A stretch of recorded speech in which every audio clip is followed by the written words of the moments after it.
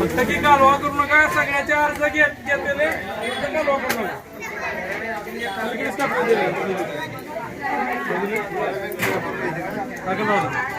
पलीकडे पलीकडे अरे मग कोणाचं कागदांचं मारून तिथे एक राहू दे, बाकी तिकडे तिकडे तिकडे अंकुश करते. कोण आहे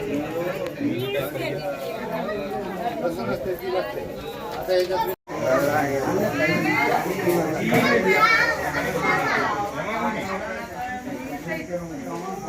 थांबा थांबा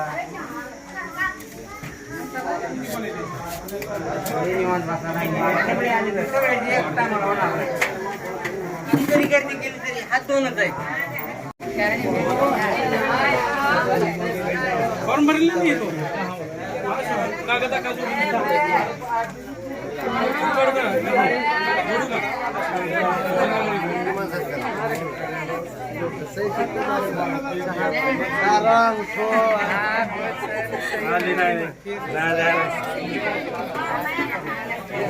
आज 426 विभाग प्रभागामध्ये शिबिर घेण्यात आलेलं आहे. नेमकं कशा बाबतीत शिबिर घेण्यात आल्यानं काय नियोजन करण्यात आलेलं आहे? हे 15 मार्च 2026 म्हणजे महसूल विभागानं चंद्रकांत बावनकुळे साहेबांनी जे GR काढला 2011 पूर्वीचं जे अतिक्रमण असेल, मग ते घर असेल किंवा उद्योग असेल, त्या प्रमाणात त्यांना शासकीय जमिनीवर असेल किंवा प्रायव्हेट मालमत्तेवर असेल अशांचा एक GR काढला. त्या GRनुसार ज्या जागेवर शासनाच्या जागेवर 2011 पूर्वीपासून वास्तव्याला राहत असेल तर त्यांना ती जागा म्हणजे कार्यान्वित आणि त्यांच्या नावानं सातबारा करण्यात यावा असं आहे.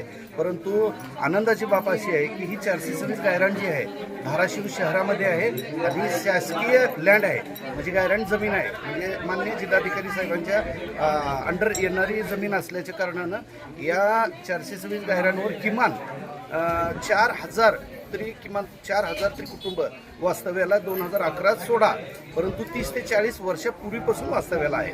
त्याच्यामुळे ह्याचा नक्कीच 100% शासनाच्या वतीने जो लाभ मिळणार आहे तो अख्ख्या महाराष्ट्रामध्ये पहिला मान धाराशिवला मिळेल की काय असं वाटतं. एवढं अतिक्रमण शासकीय जमिनीवर महाराष्ट्रामध्ये कुठेही मला तर आढळून आलेले दिसत नाही. ते इथं प्रमुख आहे आणि 18 पगड जाती धर्माचे लोक इथं वास्तव्याला राहतात. ठीक आहे. 2011 पासून पूर्वीला जे राहत आहेत त्यांचं अतिक्रमण नियमाकुल करण्यासाठी बावनकुळे सरांनी सांगितलेलं आहे.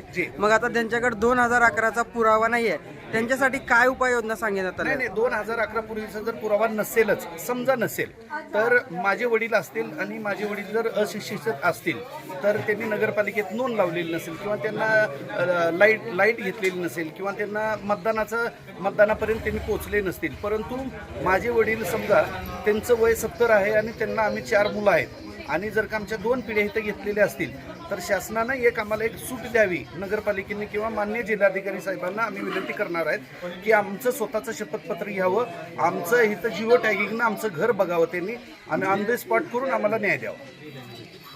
शिबिर घेण्यात आलेला आहे जो की शासकीय अतिक्रमण जागा आहे ते नियमाकुल करताय आपण. काय काय कागदपत्र लागणार आहे, तो आपण हे कागदपत्र कुठे जमा करायचे? महायुती सरकारनं माननीय चंद्रशेखरजी बावनकुळे साहेब यांनी मागील 40 वर्षापासूनचा जो प्रलंबित प्रश्न होता गायरान जमिनीवर राहत असणाऱ्या लोकांना स्वतःच्या नावे कबाले देणे किंवा सातबारा नोंद करणे तो विषय मार्गी लावलेला आहे आणि भारतीय जनता पार्टीचे नेते लोकनायक राणादादा यांच्या नेतृत्वाखाली मी आणि वंदना ताई पवार हे इथं नगरसेवक म्हणून निवडून आलेले आहेत. सुनील काळे साहेब पारधी समाजाचे नेते आहेत आणि बापू जगन पवार हे आमचे सहकारी आहेत. आम्ही जो आहे पारधी समाज आणि या भागातील पापनास नगर या भागातील सर्व जे लोक आहेत ज्यांची 2011 पूर्वीपासूनची घरपट्टी आहे किंवा मतदार यादीमध्ये नाव आहे त्या लोकांचे फॉर्म भरून घ्यायचा आजचा हा कॅम्प आयोजित केला आहे.